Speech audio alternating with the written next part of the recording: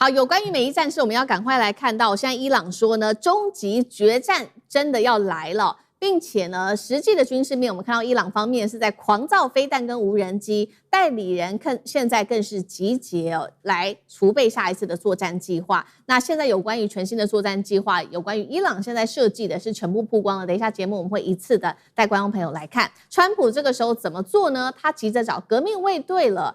是不是要來求和呢？另外，他轉頭還嗆說，接下來他要炸的目標就是阿曼，到底怎麼回事？今天我們會做一次解讀。過去呢，我們知道川普常常對伊朗下最後通牒，這一次是角色完全的相反。17日的時候，川普大家還記得嗎？說那個伊朗呢，他已經要舉白旗投降了。結果沒有想到最新進度是，伊朗的高層直接告訴媒體了，德黑蘭接下來的這個方向已經非常清楚了，接下來會從防衛正式的轉向全面進攻，並且說了最高的國家安全委員會要求華府必須在45天之內來履行6月簽署的協議，趕快把這些協議簽好吧，否則伊朗就會直接採取軍事行動，打破對於美國的各種封鎖。剛剛說了嘛，伊朗不是只是喊話而已，它有非常多實際上面的軍事行動。華爾街日報就特別揭露了說呢，伊朗強硬派趁着這60天的談判期，已經在積極備戰了。趕快來看到有哪一些具體的軍事行動呢？首先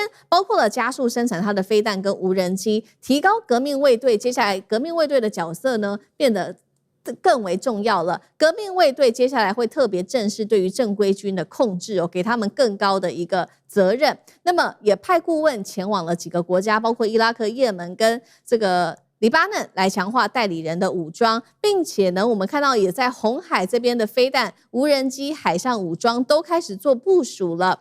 然後呢，把戰場從荷姆茲一路往沙烏地阿拉伯、科威特、巴林跟紅海這邊來做延伸。伊朗也列出了這個接下來的決戰規劃，就是說他們到底要打哪一些地方呢？現在列出來第一個包括波灣地區的海底電纜，還有第二個攻擊沙烏地的港口跟能源設施，第三個制造巴林、科威特內部的動盪，再從伊拉克南部向科威特的方向來做突襲。伊朗的這一位是陸軍總司令，他也講說了，接下來呢，任何只要你可以去俘虜美軍人員的人，就可以獲得3萬美元的獎金，連獎金都開出來了。他說，如果你是女性的話，獎金根本就會讓你直接翻倍。放話說，伊朗接下來不接受任何威脅安全的美軍據點的存在，所以他要把美軍徹底的趕出中東地區。這話說得非常的狠。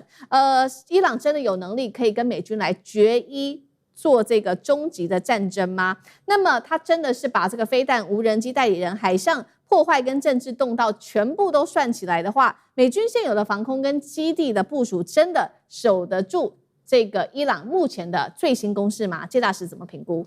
我覺得這個伊朗當然他的放出來的話也越來越狠了，對不对？然後還要抓到的就美軍就要把他一個人俘虜殺死，一個人3萬美金。哇，如果是女性的戰鬥人員俘虜或殺死美軍的話，加倍6萬美金，對，翻倍。另外這個革命衛隊的還講過說，我們要把踏上伊朗土地的美軍的腿統統砍掉。哇，這個話都很狠。可是都是說的在實際上的做法上，到目前為止，我認為伊朗的這個戰略戰術很清楚，就是對比反擊，它只是反擊，你美軍攻擊我才反擊，然後呢對等，你打我你殺我3個，我殺你3個，就是這樣子。所以基本上這場戰爭到目前為止都沒有變化。你看伊朗最近也沒有攻擊原因是因為川普不攻擊如果川普攻擊的話，伊朗就會反擊，這是很明確的事。主動攻擊的情況非常的少，倒是倒是現在美國昨天川普總統說我要去轟炸阿曼。那阿曼本來我們都認為他是挾美國之命去跟伊朗談這個荷姆斯海峽開採問題。對，所以美國這個川普這種謀略智謀的話，真的是蠻怎麼樣，蠻拙劣的你爭取不到朋友，到最後朋友也都最後變成敵人了，一下就翻臉不認人，就要去炸別人，這就表示美國的戰略謀略非常的差。那你整個看起來，伊朗絕對不會去把這場戰爭不斷的擴大。他事實上他是對比反擊，就表示說他不是想把這場戰爭擴大，因為怎麼打都在他打的國土，然後打的都是誰？打的就是這些海灣國家。美國你動不到他一分一毛啊！這種戰爭打的本來就是哈，怎麼講呢？你就是贏的話，你也是輸家。所以他這個對別人反擊，我覺得是一個蠻厲害的一個戰略。那另外一方面，他手上他目前的打法上，他有3張王牌。第一張王牌，荷姆斯海峽，很清楚的。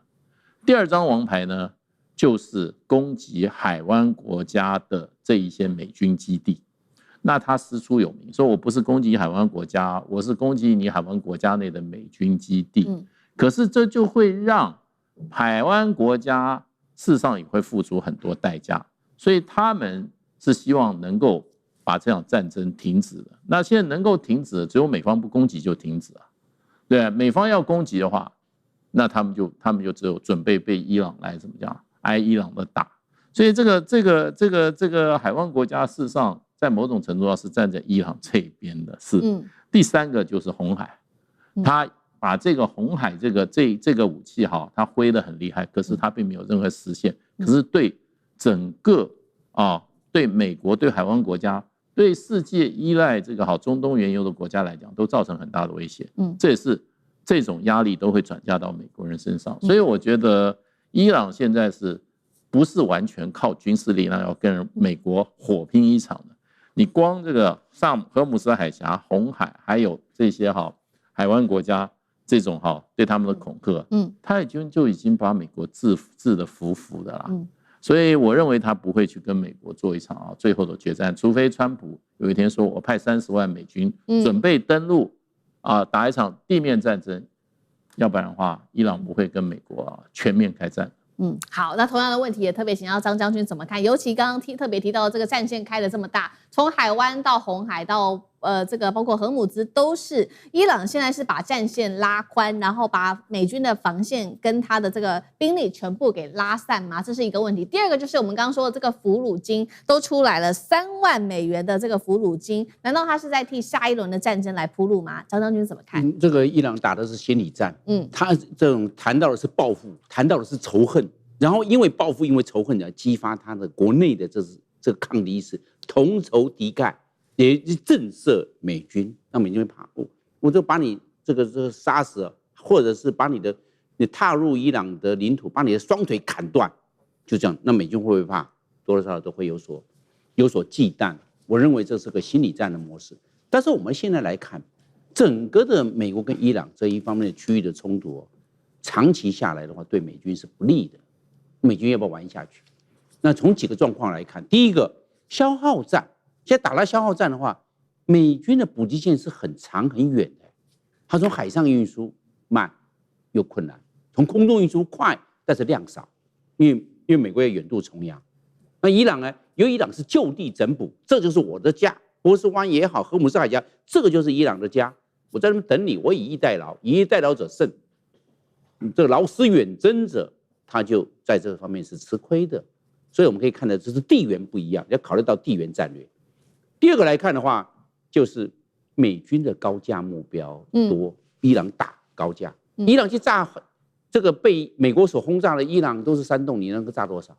伊朗的高價目標不多，美軍的高價目標多，那你這兩個報復戰誰比較虧？美軍吃虧嘛，因為你高價目標還有海底電纜，甚至你的這個 AI 中心，還有我們想的指揮中心都是那高價的，你要不要來玩？你如果不繼續玩下去，美軍損失大。伊朗損失小，是，那你這樣下去的話，就知道誰比較占便宜。那伊朗占便宜。再來，我們來看呢，這個戰爭形態，我們從伊朗戰來看，戰爭形態已經改變了。以前戰爭我們知道，沒有空權就沒有國防，要強調大家空權空優來爭奪。現在不是，現在所爭取的是 UAV 無人機的優勢。我伊朗我沒有空權，但是我有導彈，但是我有巡弋飛彈。我有大量的無人機，我跟你換，我沒有空權，空優是你啊，你都一直派飛機來炸我 F-35來，我這個 F-18的超級大防風也來打我，對，你懂了？我沒有空權，我白打，我沒有空軍，但是我有無人機，大量無人機這樣，你要不要攔？你攔，我這個35000塊美金，你那個300萬，你要不要攔？你一次要打2枚到3枚，當然你就知道了，原來的是這個制空權的優勢已經轉移到 UAV 的這個優勢了，而且 UAV 我不死人，你會被我炸死 ，UAV 炸死，因為我是拿 UAV， 我是自殺式的都去了嘛，所以來看的話，戰爭的形態從這裡來呢，大幅度的改變了，不能以傳統的思維打這個 UAV 的戰爭。好，現在看到面對於這個伊朗的步步進逼甚至伊朗都已經祭出了所謂叫做終極決戰規劃。那現在是不是川普是真的感覺到非常大的壓力了？因為現在來自於媒體的爆料說呢，他私底下甚至透過一些管道去找這個 IRGC， 也就是革命衛隊，希望能夠偷偷來進行協商。但是呢，幫助川普協商的2個重要單位，等一下我們會來看，其實都被攻擊了。第一個就是伊拉克的庫德自治區的主席巴薩尼，第二個就是剛剛大使有特別提到了有關於這個阿曼他去幫忙美國來做協調，結果川普說要炸爛阿曼，到底怎麼回事？我們先來看第一個，今年5月份，川普是竟然繞過了正式談判代表，找上的是這位伊拉克的庫德自治區主席巴薩尼協調說，我能不能透過你偷偷的去找到伊斯蘭革命衛隊、伊朗的革命衛隊來跟他進行協商？結果這話呢才說完之後，我們就看到巴薩尼的總理辦公室跟情報首長住家就被2架無人機攻擊了。現在不知道這件事情到底是誰做的攻擊，因為伊朗說他沒有做攻擊，那甚至伊朗還痛批說這個是一個假旗行動，這是第一個。第二個就是阿曼了，阿曼不是長期幫助這個川普來協調荷姆茲海峽的問題嗎？但是呢，最近川普就嗆阿曼說阻撓了美伊談判的協議說會把阿曼給炸爛，怎麼回事？尚志哥怎麼看？好，其實我們在探討這個美國到底要什麼，特別是川普。首先呢，川普大家一定要認為，不要覺得川普現在就是頭昏腦脹，搞不清楚，都很清楚。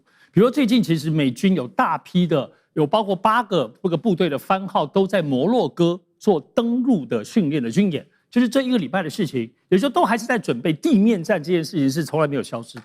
可是呢，地面戰打真的是死去活來啊！美國包括川普也一定很慘，而且其中選舉，所以談判嘛。